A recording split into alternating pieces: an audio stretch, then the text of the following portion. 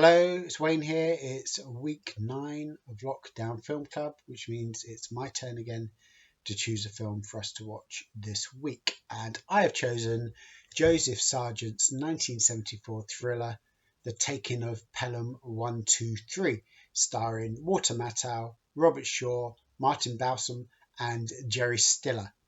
And it's because of Jerry Stiller that we're not showing this film. We're inviting you to watch this film with us this week.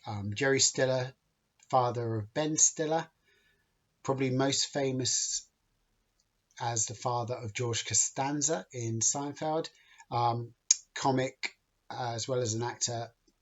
He died last week, and that's why we're showing this film. So this is our Jerry Stiller tribute screening of The Taking of Pelham 1, 2, 3. So it's based on a novel by Morton Freedgood, which came out in 1973, about the hijacking of a New York subway train. And because of the subject matter, the Metropolitan Transportation Authority, which I will now be shortening to the TA, initially refused to cooperate with the filmmakers. Apparently the book is a lot more detailed about how the hijacking is carried out successfully, and there's a lot more technical detail in the book. So this was watered down for the film. And I've got a quote here from the director, Joseph Sargent. Says, "We're making a movie, not a handbook on subway hijacking. I must admit the seriousness of Pelham never occurred to me until we got the initial TA reaction. They thought it potentially a stimulant, not to hardened professional criminals like the ones in our movie, but to kooks. Cold professionals can see the absurdities of the plot right off, but kooks don't reason it out. That's why they're kooks." And he goes on to say, "It's important that we don't be too plausible. We're counting on the film's style and charm and comedy to say, don't take us too seriously." So with that in mind, there was 8 weeks of negotiations. In the end, New York Mayor John Lindsay had to intervene as well on behalf of the filmmakers, and eventually the TA relented and allowed the film to cooperated with the making of the film. But they did insist on the filmmakers taking out a $20 million worth of insurance policies, including a special kook coverage in case the movie inspires real life hijacking. This was on top of the $250,000 fee for use of the track, station, subway cars, and TA personnel. They also insisted, the TA, that there's no graffiti on the subway cars. They wanted clean subway cars because they didn't want to encourage graffiti artists. And they also, their reasoning was that graffitiing was a fad anyway, and that by the time the film came out, there would be no graffiti on the subway cars anyway. Until I knew that, I didn't even notice the absence of graffiti on the trains, because the trains just looked like terrible 1970s trains anyway. So they probably would have looked a bit nicer with a bit of graffiti. So anyway, there's no graffiti. And there's a disclaimer at the end of the film. I'm lost where I am in my notes, just bear with me. Disclaimer, that the Transit Authority did not give advice or information for use in this film. So the Transit Authority took a big step back from any responsibility for what may occur with this film. It was filmed over 8 weeks on location in New York City.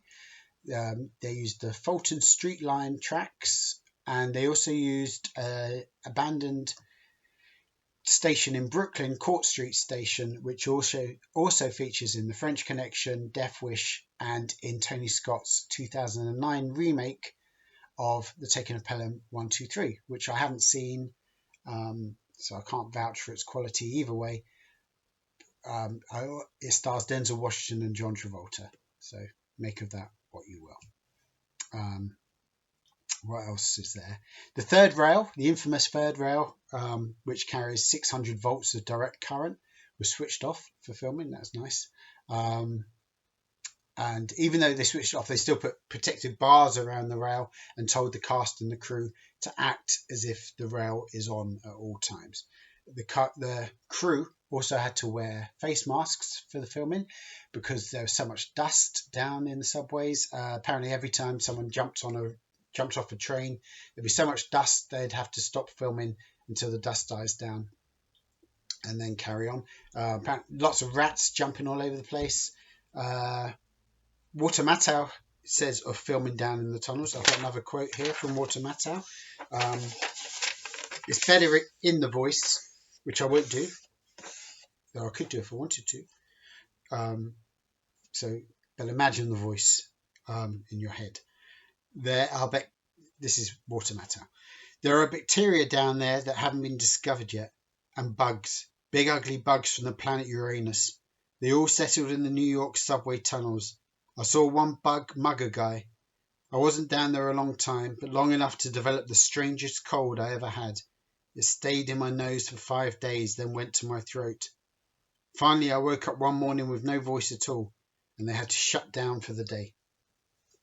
So, and on the similar lines to that, it's quite strange watching the film with what's going on now and seeing a packed carriage and someone sneezing quite openly, sneezing on a packed subway car. When I say strange, it's more strange that it's noticeable, and you do think, oh, you shouldn't be doing that. But anyway, I digress. Where am I? I shouldn't digress because I get lost. There's a brilliant score composed by David Shire. The score was composed by David Shire, then husband of Talia Shire, the actress. That's it. That's what I want to say about the score. It's great. You'll hear it. And for several years after the film was released, the New York City TA would not schedule any train to leave Pelham Bay Park Station at 1:23 a.m. or p.m. Although this policy is now gone, but dispatchers still avoid scheduling a Pelham train at 1:23. So that's quite interesting, I think. Big influence on Quentin Tarantino, especially Reservoir Dogs. You'll see when you watch the film. And I think that's about all I have to say about it, really. What else? It's no French Connection. It's no Taxi Driver. But just in summing up, it's just a really fun 70s thriller. It's what it is. And what I like about it most is that you've got these actors like Walter Matthau and Jerry Stiller, who, this is why I've got no interest in seeing the remake, because you've got Walter Matthau, Jerry Stiller, Robert Shaw, Martin Balsam, and they don't look great.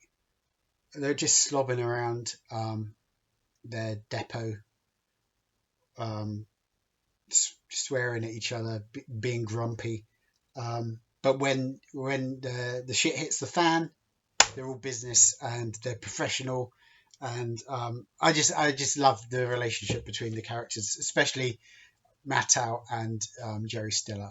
I do find it generally quite touching that 1 minute they're rubbing each other up the wrong way, and next minute when it matters, they're just doing their job. And that's what I love about it. And they just look terrible.